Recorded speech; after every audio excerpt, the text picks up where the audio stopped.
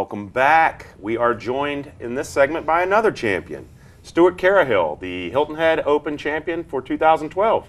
Stuart, congratulations. Thank you so much. Appreciate great to you have having me here. Stuart, great playing this past weekend. Way to go. Yeah, Appreciate great to it. have you on the show. Stuart was the only player in a field of really excellent players out at Wexford this past weekend to break par, scores of 69 and 73, a total of 2 under, to give him the championship by 4 shots.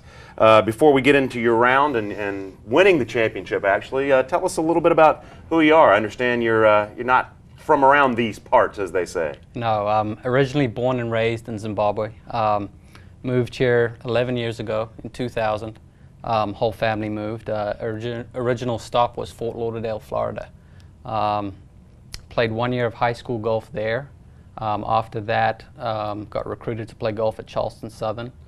Played there for 4 years. And after that, kind of played some mini tour golf for a few years and then kind of got into the golf business. Bounced around West Palm Beach, New York for a while, and then always knew I wanted to come back to the low country, so kind of found my way to Data. It goes ahead and kind of reels you back in this does. area, does Absolutely. it? Yeah, it's You know, terrific. That's Hard why I to love get being here. that salt air out of your veins, isn't it? It's around that it here. is. So you're at Data, working under Dave Britton. That's correct. And a good buddy of mine, Cole Farman, over there. That's right.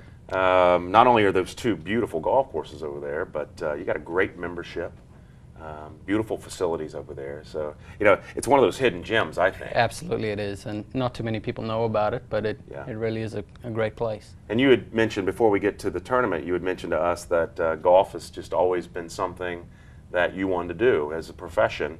But right now, your first victory, and I know you've played some golf events, you got to be thinking maybe playing more than working in the business still? I mean, I enjoy playing. I enjoy tournament golf. Will I play in some mini tour stuff? Probably, if I get given the opportunity. If my game progresses, it's always been a dream of mine to play. So, you know, if the stones fall and the chips fall where that could happen, then yes, absolutely, I'd You got to do it. remember my college coach, Freddie Funk, he didn't get out there and really start rolling until his early 30s. So, you know, it doesn't necessarily mean that you need to do it right away. You keep chiseling away and you never know what might happen. Yeah, I'm a late bloomer, so we'll see what happens. Absolutely. Well, how old are you? I'm 28. I wouldn't call you a late bloomer. Plenty of time. Yeah, absolutely. Now, to navigate, we were talking about the new Wexford green complexes, and for anybody that hasn't seen the new design out there at Wexford, what a test when they did this redesign. The greens are very challenging. Very challenging. I would say in some cases very severe. And I think there was a lot of scuttlebutt about, you know, par would be a good score. You'd have to bring your short game to win there. Chris, what do you think about a 69-73 showing there? Well, like Stuart said, you know, in his first round he hit 15 greens, and he actually said he was on the right side of the humps, for lack of a better term, and you know, he gave himself some opportunities, and he went ahead and rolled in, and he had 6 birdies in his first round, and you know, anytime you have 6 birdies, there's probably a good chance you're going to break par. Right. And you know, he ended up sitting on a 3-shot lead going into the final round, and he said that he actually felt a little surprised by that, didn't you? You know, you felt like there were some opportunities out there. Yeah, I mean, you know, first hole of the day, coming out of the gate, I had 85 yards into the 10th hole, which was my first hole, and hit it about 15 yards over the back. Wow. So it's always a fun start with a wedge. You know, it wasn't the way I wanted to start it out. Did you make bogey there? I made bogey.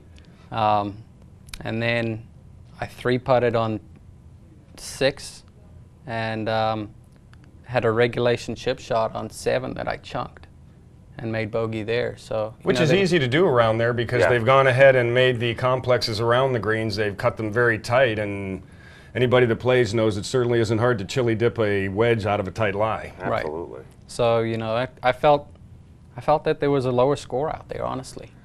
Yeah, I thought it was interesting. Before we came on air, you had said, I asked you about what did it feel like to sleep on a 3-shot lead, and you said, well, you know, I shot my 69 and went on to babysit and didn't even see scores until 11 o'clock that night. So you just kind of went about your business and then realized pretty late that day that you were not only in the lead, but in the lead by a nice margin. Right.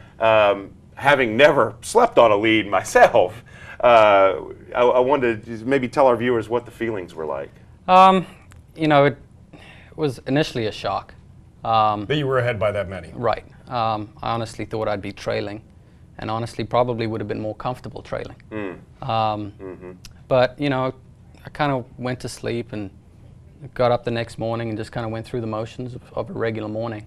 Got to the golf course and just kind of came up with a strategy of I wasn't going to change my game plan until, you know, I'd kind of figured out how the course was playing that day. If they'd changed the tee boxes, you know, what they'd done with the pin locations.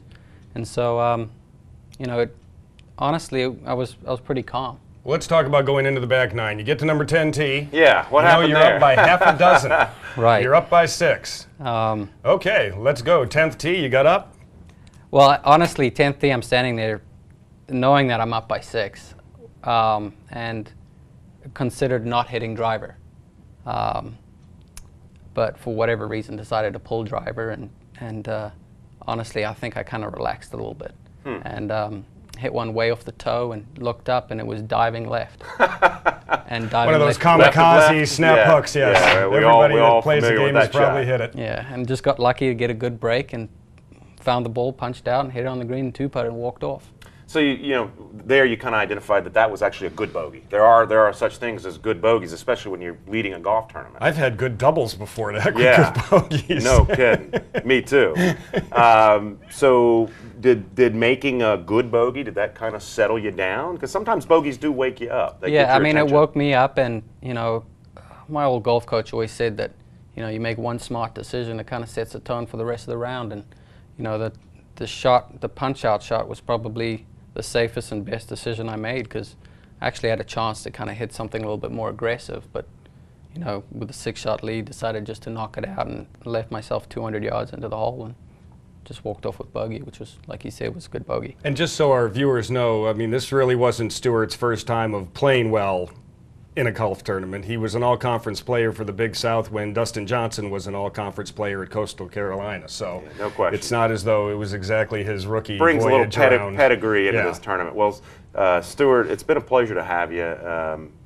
We're honored to have such a gentleman be our Open champion here on Hilton Head. Thank you so much. And best wishes to you at Dataw. I appreciate it. And we'll be watching in the future. Thank you.